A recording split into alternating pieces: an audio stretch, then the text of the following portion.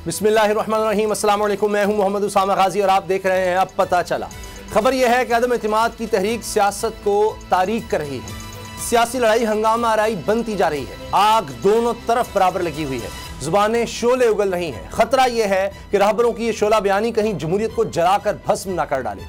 आज वज़ीर आज़म इमरान खान लोअर दीन में थे। इदारों पर हमलों का इल्जाम लगाकर उन्होंने अपोजिशन रहनुमाओं को खूब लताड़ा, लेकिन वो ये भूल गए कि इस जलसे में शिरकत से इन्हें भी एक इदारे इलेक्शन कमीशन ने रोक दिया था, क्योंकि इलेक्शन कमीशन के ज़ाब्ता अखलाक के मुताबिक पब्लिक ऑफिस होल्डर्स पर इंतखाबी मुहिम में हिस्सा लेने पर पाबंदी है। लेकिन जलसे में ना इस पाबंदी की धज्जियां, ना सिर्फ ये कि धज्जियां उड़ाई गई, बल्कि वज़ीर आज़म ने खिताब में अपोजिशन क़यादत को आड़े हाथों लिया, उड़ा कर रख दिया।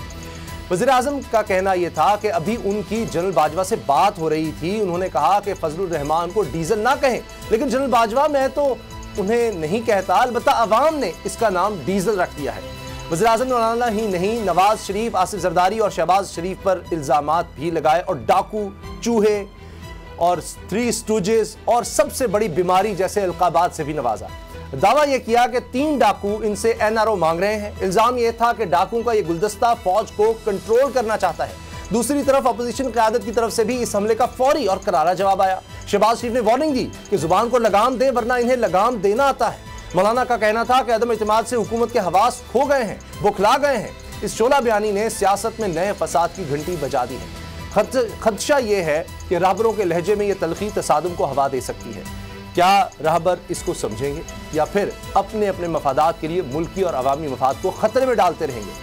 देखना यह भी है कि अदम एतमाद की तहरीक का नतीजा क्या निकलेगा, जिसके लिए दोनों तरफ से पूरा जोर लगाया जा रहा है। बड़े बड़े दावे किए जा रहे हैं। एक दावा कप्तान के अहम खिलाड़ी अलीम खान की नून लीग में शमूलियत का भी है। खबरें हैं कि अलीम खान और जहांगीर तरीन ने लंदन में नवाज शरीफ से मुलाकात भी की है। इसमें कितनी हकीकत है और मुल्क की सियासत किस तरफ जा रही है, इसी से आगाज करेंगे।